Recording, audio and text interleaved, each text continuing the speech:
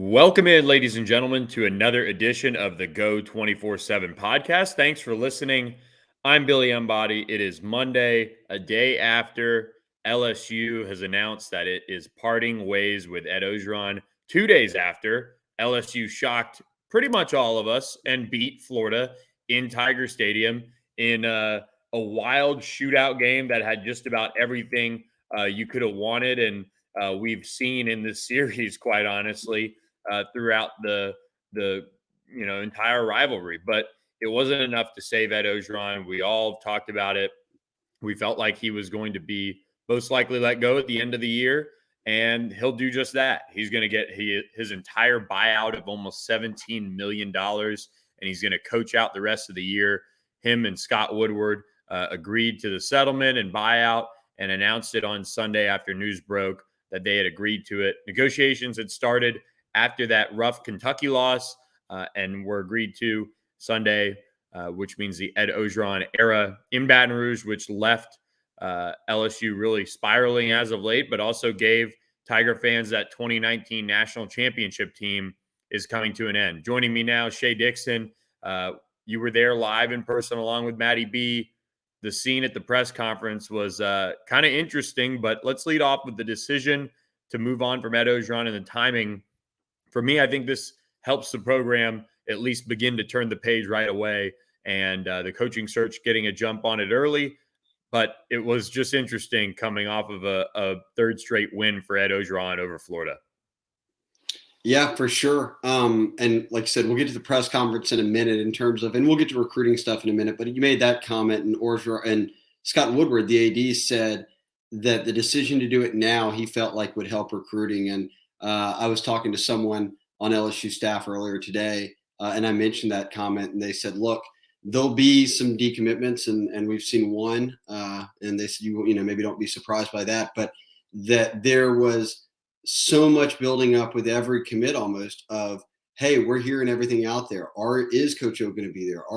And that sort of rhetoric starts to dominate your recruitment because that's what other coaches are calling you and saying of, hey, you might want to come visit Bama, Georgia, A&M, whomever is recruiting you.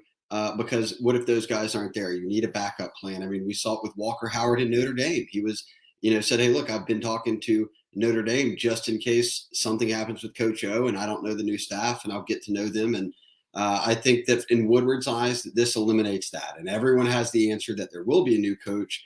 We'll just have to wait and see when that comes. As for his departure, look, I think it became evident to us that all things considered, look, Scott Woodward didn't hire Ed Orgeron. Joe Oliva did.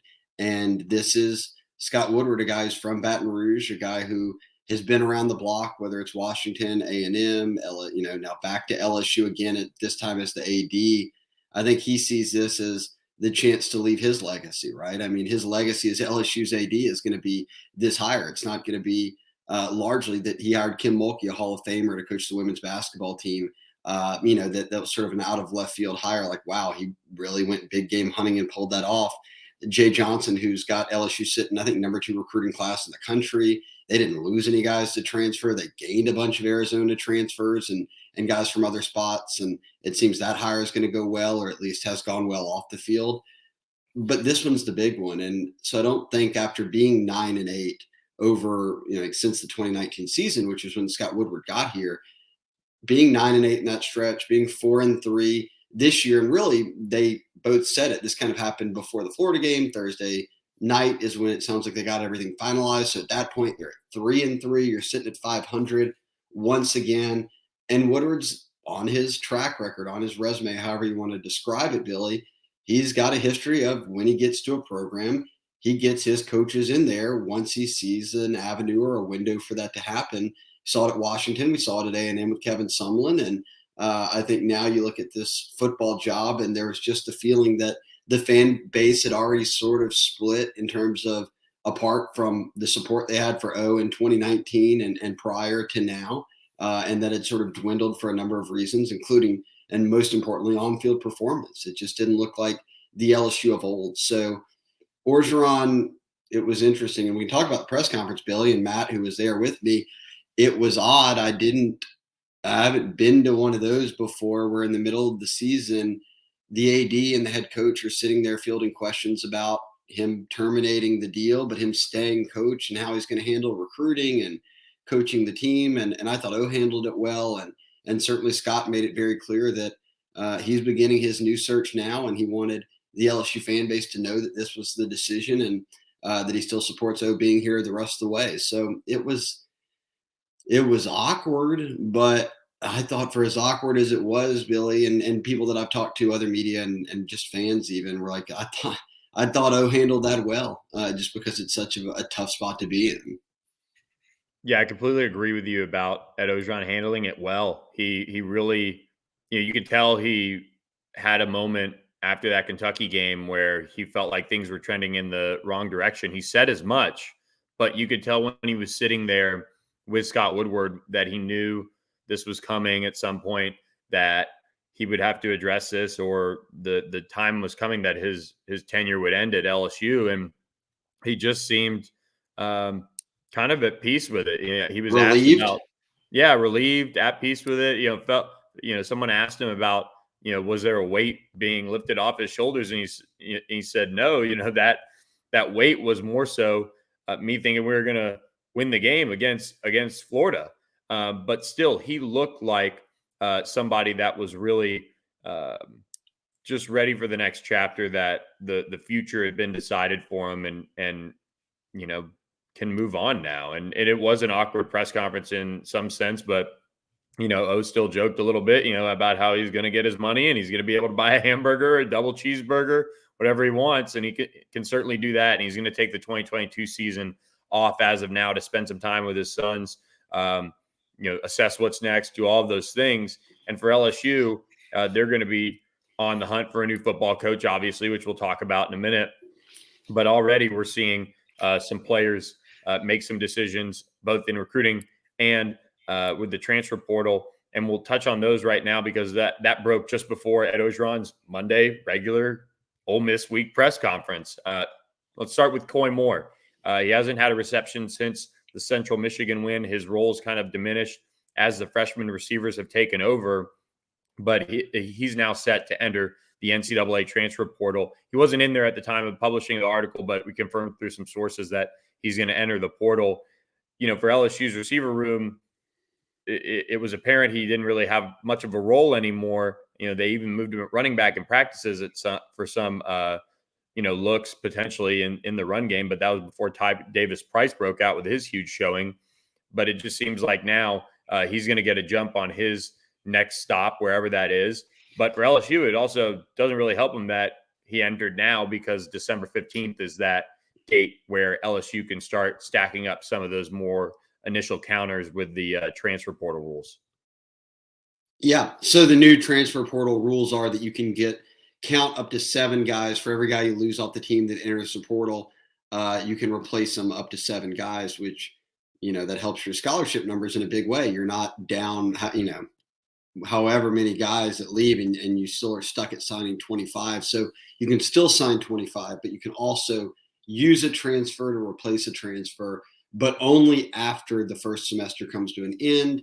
And if that's beyond December 15th, then the clock would start on December 15th, which I think that's a signing day. If it's not, it's right around there. And, that 3-day window where kids can sign in the early period. So you're right that it doesn't help when it's a middle of the season transfer to use that counter. You need it to be after the season. And look, LSU is going to be in a tough spot here, Billy. And I've said it on the board with transfers, with recruiting, because you've got, people will describe it as a lame duck coach or a lame duck staff or whatever it is, but it's hard for these coaches to sit around and pitch. And Orgeron said it. Look, I'm going to just keep saying what I've said. Come to LSU. I think it's a great school, but the fact that they're not there, that these coaches may not be there. We certainly know that Ed Orgeron won't be there. Maybe these off the field coaches that they've grown close to, they're wondering, are they going to be there? And all of this stuff had been looming. So now you know the answer of it's not going to be O, and we'll see what changes they make on staff. But there's also the wait and see game of, more so now than ever, that with transfers, with this new rule about transfers, with the early signing period, that you need to find a way, if you're Woodward, to get that head coach in place before that December, signing period. And you'd prefer it be a few weeks before so you can get him in, the new staff in, bring guys on visits, try to close things out before signing day gets there, and not only hold your class together and team together, but really start adding to it with those guys who are planning to announce their commitments kind of right at the end and around that stretch when they get to visit all the schools and see what all the staffs look like. And it'll be a lot of high profile kids, not just in Louisiana, but some of their top targets around the country. Harold Perkins, a linebacker out of Texas, guys like that. So I think if you are an LSU fan, you're hoping Woodward can figure this out quickly. And as quickly as you can do that was, like we've talked about, dominoes dropping are the only way you're getting progress here. And the first domino was that Coach O was not retained or terminated, and that the public knew it and the recruits knew it, and that dominoes dropped. But it's going to be a bit before we know who the next coach is, before these recruits know, before the players know. So I think as a fan, you're probably just hoping everybody has some patience, but more so that as soon as this season ends, Woodward can get his hire in. And I'll note that the one other time that Woodward fired a coach or terminated a coach mid-season out of a big sport like a football was when he was at Washington in 2008. Tyrone Willingham, also after 7 games, gets terminated. He also publicly had a press conference talking about being terminated. And he also, like Ed Orgeron finished out the season. 2 days later, Billy, they had a press conference with Steve Sarkisian announcing him as the next coach. Now, at the time, I think Sark was like with the Raiders, so he's not like he's the head coach. So you can leave even if your team's still rolling through a bowl game or the end of the NFL or whatever. And obviously, a lot of people do believe that whoever LSU hires is currently a head coach somewhere. But with Woodward's track record, I'm in the camp that he's going to have this figured out by the time the season ends. And it won't surprise me at all if that coach then just doesn't coach in his team's bowl game or whatever situation he's in. Yeah, and that makes sense. I mean, the track record means something, when you're trying to put together the pieces. And this is our first, coaching search for a football coach with Scott Woodward, but it's worth noting all of those things. And you mentioned recruiting. We'll quickly note 4-star wide receiver Aaron Anderson was the decommitment today. He's been torn between LSU and Bama for a while. I would imagine that, along with Florida State, Texas A&M, even are some of the schools he looks at down the stretch. And he wants to see who LSU hires. This is a New Orleans area prospect that backed off his commitment to LSU, took some visits to Alabama over the summer, and, has kind of been up in the air as to what he would do. And so now LSU's class is at 14 commitments. We spoke with Walker Howard. Things they're obviously monitoring, who's going to be hired. But for now, it seems set to stick with his commitment at least. And we'll continue to track all the recruiting news as it unfolds with the departure of Ed Orgeron, now official. But let's move on to the hiring process. He has a lot of time to work through this. Scott Woodward can now get that true jump on it instead of working the back channels. You never know what the rumor mill will produce, but he also keeps a pretty close lid, tight lid on things. And I think that's important through this process. We've seen LSU publicly in the past go after head coaches under Joe Oliva, or even, with the defensive coordinator and offense coordinator hires, they were pretty public with that Orgeron in place. But now it's just Scott Woodward running the show. He'll have his few close confidants in this search involved. But I think it's a good thing for LSU that they're going to probably move in silence. For me, I'm with you. I think it's going to be a hire that's made relatively quickly after the season. It's worth noting that Ed Orgeron said he plans to coach the bowl game if LSU goes to one. But in terms of candidates and just thoughts on them in general, there's a lot of the expected names that have been floated, and rather quickly. Anyone from Jimbo Fisher to James Franklin, Lane Kiffin, Billy Napier, in-state. There's a plethora of names that can be looked at for this job because it's one of the premier jobs in college football. And I'm not telling you to predict who's going to be the next LSU head coach, but what's your take on just some of the early candidates that we've seen floated and where this could go? Odds are, though, that maybe it's not a candidate that's been floated at all. Well, I mean, that's what it was with the baseball search, it seemed. So many people around town in Baton Rouge and fan base were convinced it was Bianca or Godwin, and sort of you go down the list and it ends up being Jay Johnson, and everybody now is on board of saying, wow, that was a great hire. Now that you've researched, these fans found out more about him and saw what he does in the recruiting front and see what he does with putting together a roster and a staff. They all say, whoa, this checks out. Woodward clearly had his homework done. This is a great hire. And then you see with Kim Mulkey, I mean, there's no kind of breakdown needed. She's one of, if not the best women's basketball coach, up there with Pat Summitt and people as kind of a legend and a Hall of Famer, and is in the Basketball Hall of Fame. She's in a lot of Hall of Fames, but including the Basketball Hall of Fame, where Michael Jordan was the one who presented her to be inducted right before she got the LSU job, or right after she got the LSU job, I should say. We know that big game hunting, I think, is kind of a term that will be thrown around with Woodward a lot, just because at A&M, he probably got a blank check, and they went out and paid a lot of money for Jimbo Fisher. And I think, too, you're going to see, I almost break this down, like the names that are going to get floated around, and we'll see if what's a smokescreen and what's not whenever the hire is made, and how long or how often people were circling that person as the guy. But I break it down into a few categories. It's the Steve Sarkisian, Jimbo Fisher, and we've heard Chris Peterson's name thrown around. Those are guys Woodward's hired before. So they're going to be put into the mix because he's got a relationship with them. I'm not saying I know if they're going to be in the mix or if that'll be the guy for the job, but Jimbo, Sark, and Peterson, I think, are three that you'll hear mentioned because, like I said, because Scott's worked with them, Scott's hired them before.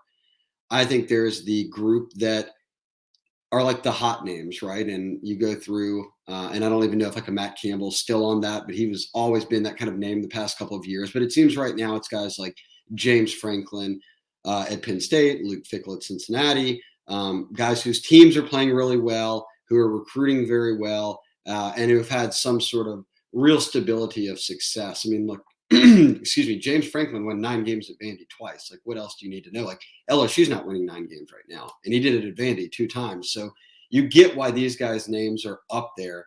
And then it just seems and it sort of falls like this a lot, and guys are sort of in multiple categories, but there's the Saban tree, which Cristobal, Napier kind of falls into that category. Mel Tucker falls in that category. Guys that have worked with Saban, that have been hired by Saban, like Tucker, multiple times. You understand why their names are getting tossed around. Their teams are having success right now. They're good coaches. They're respected. And there's this line of thought that Scott Woodward and Saban are close and have worked together before. And Woodward sort of values what a guy like Saban sees in hiring people.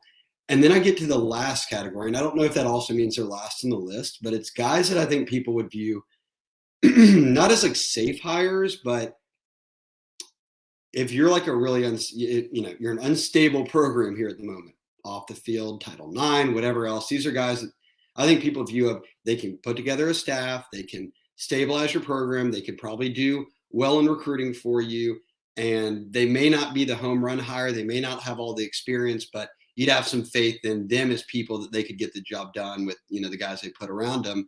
And that would be guys like Napier at UL, Dave Aranda at Baylor, people that are held in high regard around the coaching world, even though they're just now really deep into their head coaching tenures. So knowing all those categories, I don't know where Woodward how he begins navigating through it all, if he's already got his name, what it is, but I understand arguments for all of them. And I'm kind of going through in my head where you start, do you just start swinging for the fences? And if so, if that's the plan, who do you truly think are the home run candidates? And I think probably Woodward and the people he's going to ask for money from to make the hire, and then the people that have to sign off on it, the board of supervisors, are going to be the people who really know. And I think the rest of us are going to do a lot of speculating. Yeah, that's very clear, and something that, anytime we've talked about this on the board or radio or this or that, it's all speculation. You almost got to preference everything you say with, look, this is speculation. They Scott Woodward, like I said earlier, runs a tight ship. He's going to have a close group of people that he runs all this by. I think money is not going to be an issue. You just paid Ed Orgeron $17 million, or are going to be paying him $17 million, go away. And Scott Woodward knows that for his tenure to be viewed in a positive light, he's got to be known for hiring the next LSU coach that wins a national championship. It'd make it 4 straight coaches that have won national championships at LSU if he gets that guy. And that's why I think the checkbook's open. I think they're going to be able to at least approach whoever they want. And if there's interest, they can talk, and they can talk big numbers and big money. And at the same time, if they approach somebody like a Billy Napier or somebody who's maybe not making as much money, they could also make it a very worthwhile deal, have a huge assistant pool, which I think they'll have anyway. All those things that we know LSU to do, he'll be able to do that with this hire. And, I think when I look at what's important in this hire, Shea, you mentioned stability and all of that LSU has really not been since the national championship year. And I think that is so important in this hire, and having somebody that can come in and provide an elite level of leadership and organization so that LSU is capitalizing, I think, on the potential for it to be a top 10 team and a national championship and an SEC contender each year. And that takes a lot at this level. You've got a lot of programs out there that are competing at a high level. Obviously, Alabama, Texas A&M just beat them. You can argue that Jimbo Fisher has provided a lot of stability and organization there, believe it or not, especially now that he has that skin on the wall. Oklahoma with Lincoln Riley, Ryan Day, Ohio State, Clemson, Dabo Swinney, all those guys have provided an elite level of organization and leadership. Whether it's taken them like Lincoln Riley a minute to get an Alex Grinch in there to be his defensive coordinator. I know they're taking their lumps a little bit here and there, but still an elite level coach. And that's what LSU has to find, is somebody that can be organized, connects well with players, and capitalizes on all of the positives that this program has. They have new facilities. They have an incredible fan base and a stadium to play in, a great recruiting hotbed in Louisiana and then Houston and Dallas and in the South in general. Maybe they expand a little bit more nationally in terms of that elite level of recruiting with the next head coach. Scott Woodward is very involved in recruiting. It's probably one of the things he pays most attention to. And I think the next head coach is going to reflect that, especially. So for me, recruiting, organization are going to be two key things. And it wouldn't shock me if it was a coach that maybe had an offensive background. Yeah, so that you bring up some good points. I agree with all the stability too. And I was talking to some people who've been around the SEC for a long time, and everyone agrees that LSU is, you can argue whatever, a top 5 job in the country. But it's so often what's pointed to is, the fan base and yes, certainly the resources that Woodward will put into it. But recruiting is the lifeblood of a program. And LSU is that rare school that sits in a top 5 per capita talent state for, whether you're saying top 300 prospects or NFL players or whatever it is. It's Georgia, it's California, it's Texas, it's Florida, and it's Louisiana. And Louisiana is the only one that just has one school in the state. And if you keep your guys at home, you're going to default into being good. And it's evidenced by, and this is what all these people have been around the SEC forever. And you just mentioned it when you started talking, Billy, about the point of this is no other program out there has won 3 national championships with 3 different head coaches in, a 2-decade span. And that just speaks to, if you get in here and you start rolling, you can be quickly back to competing for championships. And then, lightning strikes and you win it all. And they've done it now, really. And it wasn't even happening back to back to back. I mean, these were over a, 6-7 year span each time.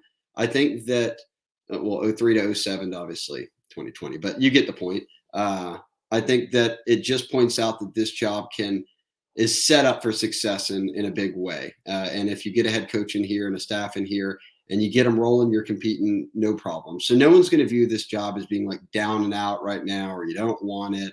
I think it's going to be, you'll have plenty of options out there. It's just a matter of what Woodward's looking for.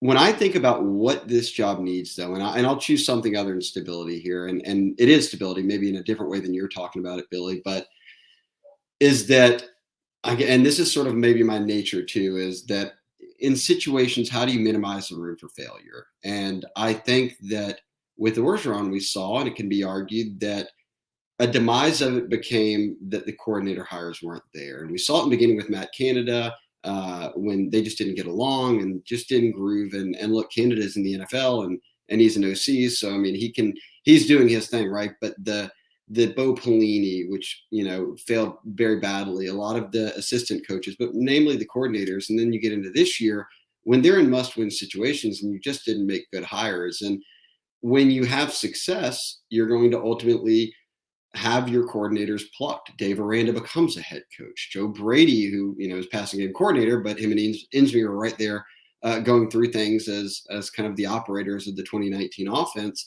He's going to get a big job and move on to the NFL. So my point is saying that I think that this head coach should. I think it helps, and I think it minimizes room for failure. Needs to be the de facto play caller on one side of the ball. And I say that because whether you're having success or whether you're just going through normal years, you aren't going to have to replace two coordinators. You just have to replace one. So if you're an offensive guru and you're calling the plays, all you're having to do is worry about, okay, do I have the defensive coordinator in place? And again, like I said, if you're playing poorly and you've got to fire your coordinators, you're only firing one of them. And then you don't have to go out and then really find a way to make the perfect hire twice in one season. You've only got to do it once, and then you're back rolling again. And I know Saban's viewed as sort of the de facto defensive coordinator anyways, but people will say, well, like Alabama's able to do it. They replace their coordinators every other year, and they just keep rolling. That Saban's also a mastermind and one of the best ever. That just doesn't happen everywhere else. So I think a real thing for stability would be the head coach having expertise, not just expertise, but being involved in the play calling on one side of the ball and being good at it, not being viewed as he's meddling in the playbook, that he's known for being that coach on that side of the ball is a good thing. It's something they didn't have with the past, with Les Miles and Ed Orgeron. And I just think we're seeing a lot of teams out there find success through that formula. And I think there's some candidates out there who fit the bill for it. Yeah, I mean that is a great point, and I think it's important. I really do. And you mentioned it for the coordinator reasons. I think too for the coordinator reasons, and just not having to feel that pressure of replacing both sides of the ball. But also, it allows the players to mesh with the scheme a little bit more, right? It's you look at, and we talk a lot about Alabama, but Alabama doesn't really change their offensive scheme. They change their play caller. They don't really change their defensive scheme. They tweak it. They change how it looks. It used to be a pure 3-4. Now it's a little bit of everything. It's geared towards the new age of college football. But the lingo and all those things in Tuscaloosa don't really change, which is impressive in a way. They just plug and play their coordinators, and I think that's a really important thing when you have the turnover that you'd want when you're a really good program. You want coaches being hired and moving on to head coaching jobs, or well thought of assistants coming up and being groomed and then getting their shot as an OC or a DC. Those things you want to happen. And Ed Orgeron and his hires just haven't panned out that way a lot of the times. I mean, James Craig, where's he gonna end up coaching? Some of these other hires, as they find new roles, where are they going? They're not necessarily, in some cases, going to go up. And I think you want somebody that's going to groom young talent. You want them to be on that list of the young and up and coming, the under 30 list, all those things. This program needs a jolt of energy. Believe it or not, even with as energetic as Ed Orgeron can be, it needs that positive energy and just almost in a way a sense of coolness to it again. It was definitely cool in 2019. Joe Brady was wearing his Air Force Ones and they're calling, every play worked. You had great players, but it was that swag on that team. As soon as that season was over, it was gone. I mean, it walked out the door, and it was probably one of the biggest issues over the last 2 years. And I don't know if it was, pressure on players or just obviously not as talented a group of players on the roster. Tough to beat that 2019 team in general, but they need to be comfortable again being LSU and what LSU was, DBU and sending guys to the league. And it's going to be interesting over the next couple of years to see the guys that'll go to the league. Obviously, you've got your Derek Stingley's, your hopefully Eli Ricks, if he could stay healthy, Keyshawn Bouttes and guys like that that'll go. But outside of that, now the cupboard is kind of bare. And I think recruiting is going to play a key role in this hire, like I said, but also evaluations. That's a big part of why LSU is where it's at right now. And whether it was, quite honestly, maybe some stargazing to fill out some of the spots in the classes over the past few years or what have you, they've not evaluated well, and they're paying for it. quite honestly. They're paying for it on the offensive line. That next coach is going to have to be an absolute stud recruiting on the offensive line to get this program back to where it should be, because it's not going to just be fixed with a guy like Will Campbell or Emory Jones landing in Baton Rouge and playing out their college careers. They're going to have to really retool that. The transfer portal is going to be important. And I think those are all things that are going to be valued when Scott Woodward looks at this job. We've got an interesting month and a half on our hands, Billy. That's why Matthew's been hiding this whole podcast. Matthew's been not even poked his head in yet.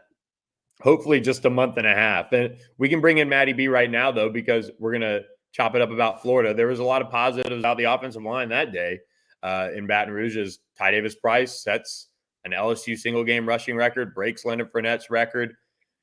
We talked about it going into the game.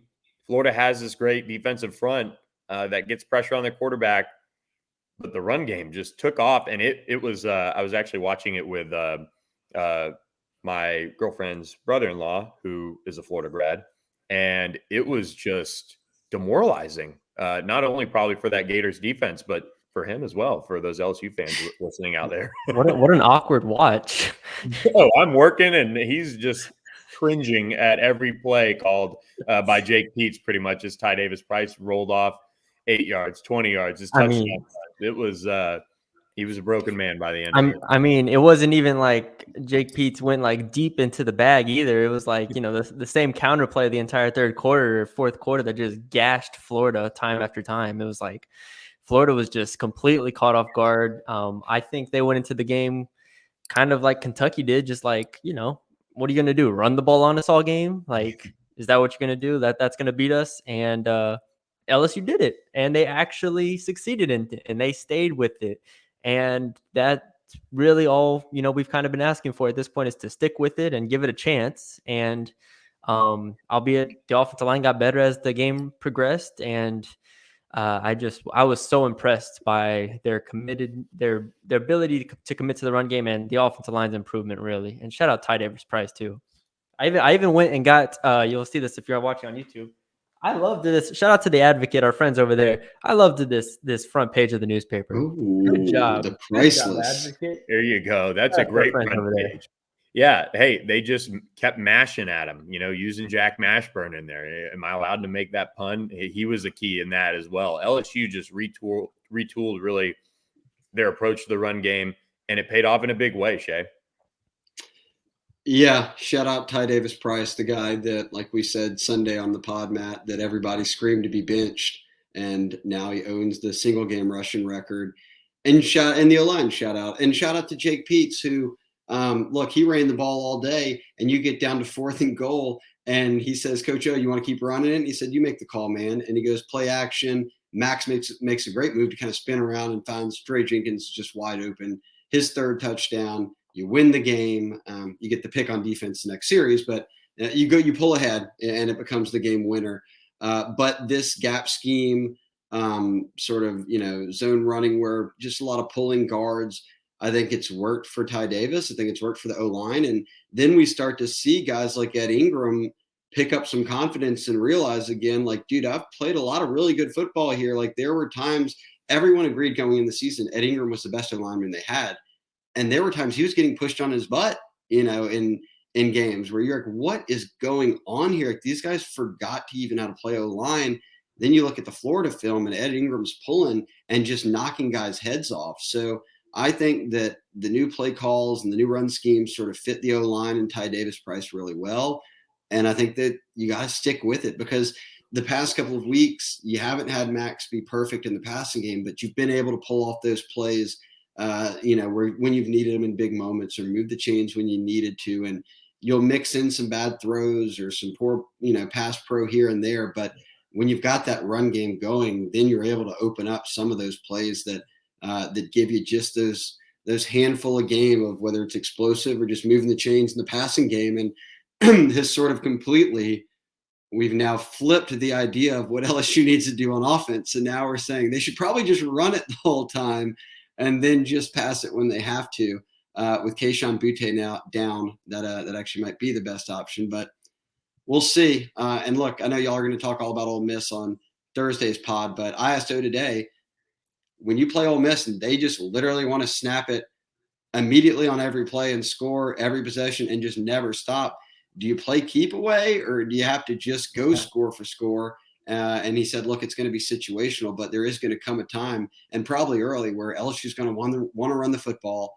They're going to want to try to hold on to it, not let Ole Miss just jump out to a big lead and keep your defense off the field as much as you can, because as he said, rotating those guys early and often is key, because there'll be come the fourth quarter, Ole Miss is going fast and your guys have been out there the whole game. How do you avoid that? I'm interested to see what their approach is on offense going into this one.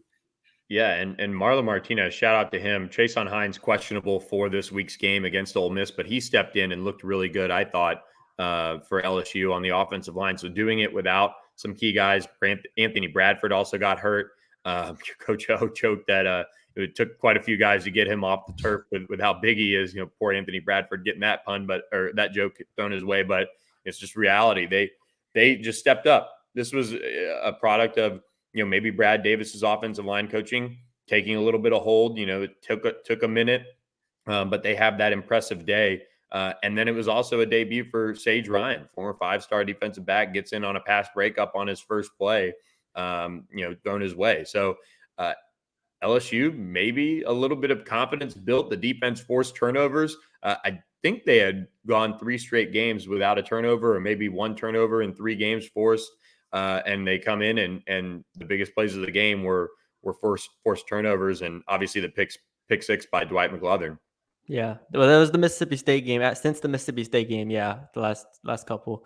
The last thing, I think I'll say, like you said, we'll do the full in-depth podcast on Thursday, and I still have to watch a lot of Ole Miss over the next couple of days. But Max Johnson's gonna have to play better than what he did. A lot of the last game, he relied on the run game.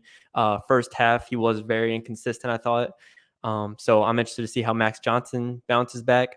I am worried as far as just big picture goes, and this probably I'll let you two talk about this, but I'm worried because Ole Miss is a good team. Like, regardless of the coaching situation, like if Orgeron was like solidified head coach, or they had a solidified head coach there, no matter how you look at this, Ole Miss would go into the game being a double-digit favorite at this point. Like, the coaching doesn't really matter. I mean, turmoil doesn't matter at this point. I'm worried that Ole Miss wins this game by 2 touchdowns and LSU looks kind of flat, and people are going to come out of it being like, why is O still here? Why is he still the coach? I'm worried about that aspect a little bit moving forward, because I think people are going to just make a big deal out of something I really don't think is a big deal at this point. If anything, I think it's going to help them moving forward this season, having the decision made.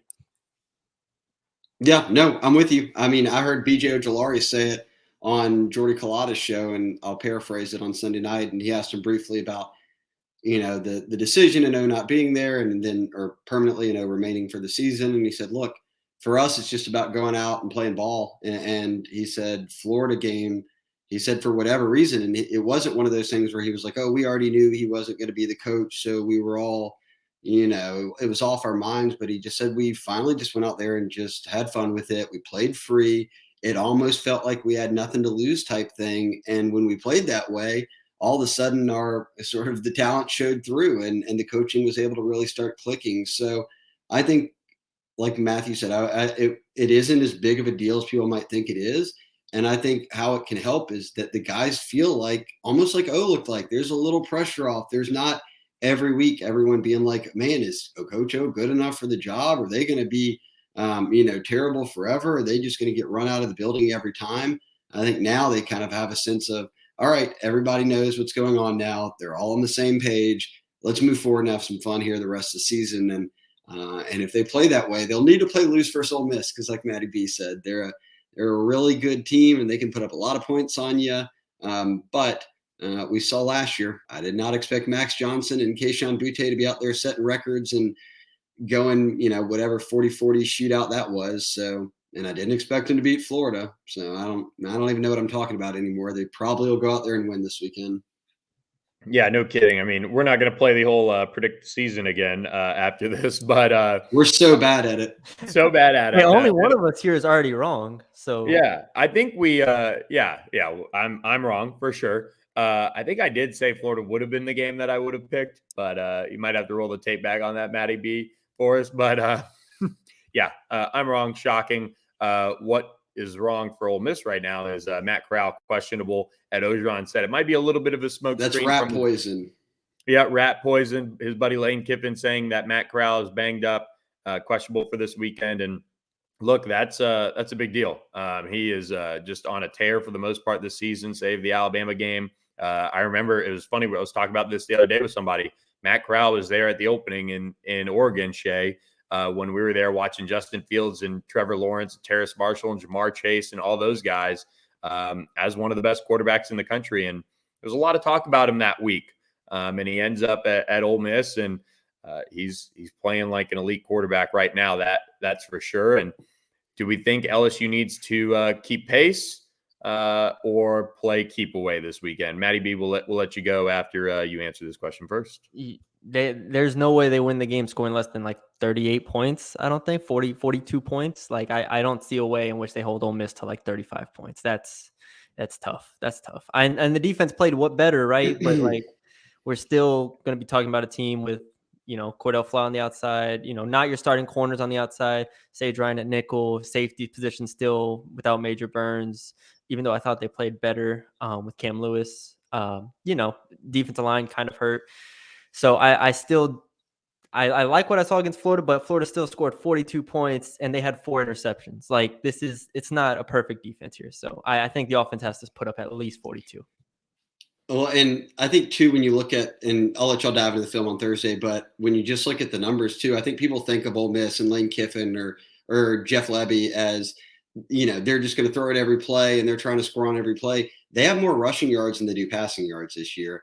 And as you noted about Matt Corral being, as Kiffin said, doesn't know if he'll play this weekend. The reason being, he carried the ball as many times as Ty Davis Price did this past weekend. I mean, he ran it 30-something times. So a team that wants to run the ball too, I think the return of Glenn Logan, me and Matty B were talking about that, return of Glenn Logan in the middle, playing alongside Neil Farrell, allows you to move Mason Smith to the edge some. Sony Fanua played well. B.J. Ojolari played great. You've got Jaquelin Roy in there you can bring off the bench. Damone Clark's playing well right now. You're stopping the run better. Like Tank Bigsby didn't run all over them. Kentucky did, and so did UCLA. But certainly a really talented back in Tank didn't run all over them. And then Florida didn't run all over them. And Florida wants to run the football. It's why they were having to throw it downfield with terrible passes all day and get picked off 4 times. If they can slow down the run a bit, I don't know. We're going to put Matty B's 35 points there to the test because I don't know. I think that they maybe could get Ole Miss a little flustered. If Ole Miss isn't able to run the football like they want to, I think that could fluster them a bit to where LSU's able to hang around without having to rely on, short fields every other drive because the quarterback threw an interception. But look, I think one game Corral did last year threw like 7 picks in one game. So it's possible. It's possible, Matty B. Yeah, look, I mean, one way to keep the ball away from them is to just not play the game like they did at Tennessee. I mean, the end of that one was wild. Do we think the extra hour that they spent on the field in Knoxville might weigh on these players a little bit? That's some extra sleep that they didn't get. That's right. You'll take anything you can get, Billy. Yeah, it's in Oxford, so I don't expect Lane Kiffin to be catching golf balls after or during that game this weekend. But who knows? Ed Orgeron might want to wear a helmet down there. But look, it's going to be a game that has a chance to be wild. Confidence renewed in LSU a little bit to at least play to a high level when they go on the road this weekend at Oxford. It's pretty crazy that Ed Orgeron is going to face Jimbo Fisher in his last game and face Lane Kiffin in his first game since the news broke that he is not returning it. I think we're at least in for a fun one this weekend at 2:30. We're not prime time. CBS main game number 1. Everyone laughed at that a week ago, and they said, "What are they doing putting LSU at 2:30 with Ole Miss?" Everyone's tuned in to see Coach O versus Lane this weekend, so that'll be exciting at least. Yeah, maybe the 2:30 scheduled kickoff was all by design. They knew something was going down. They just didn't want to say anything, but they said it by picking this game for the 2:30 game. So We'll let Sonny and Maddie B break it all down on Thursday for you guys. We're going to wrap up this edition, though, of the Go 24/7 podcast. LSU parting ways with Ed Orgeron off of the win over Florida, his third straight over the Gators. And now they look ahead to Lane Kiffin and Ole Miss. We'll have all your coverage on Go 24/7 with the hot board. Check that out. We've got a promo running to subscribe to Go 24/7 right now. And as always, leave us a follow, leave us a rating, and leave us a review on the Go 24/7 podcast and subscribe to the YouTube channel. Let us know how we did, guys. Quite the podcast we had to record on this Monday, but hope you guys enjoyed it and have a good week speculating on LSU's next coach and getting ready for the Tigers versus the Rebels. We'll catch you next time on the next Go 24/7 podcast.